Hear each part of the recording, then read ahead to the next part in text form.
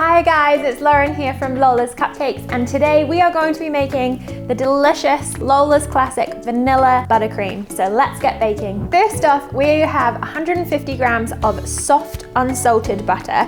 We want this to be fairly soft, so it's almost paste-like, but we don't want it to be runny at all. And we're gonna beat this up until it's nice and light and fluffy and very pale in color. Now that is lovely, light, fluffy white buttercream, it is now time to add in our icing sugar. So we have 350 grams of icing sugar that I'm gonna sieve in 2 stages, because if you put it all in one go, you'll just have this massive icing cloud. And you can actually fold in your icing sugar and butter mixture right now just so that you don't get clouds, but we're just gonna go ahead and beat that all together.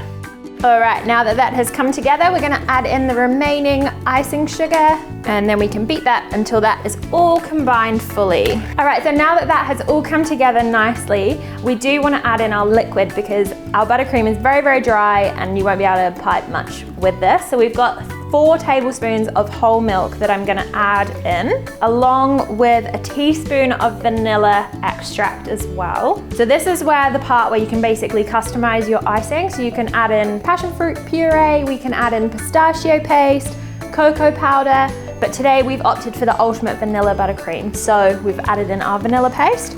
We're gonna give this a good old beat up. Alrighty, there we go guys. We have our lovely vanilla buttercream, perfect for any cupcakes or cakes that you want to pipe with.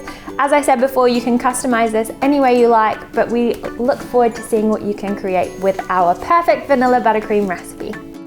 Celebrate with Lola's.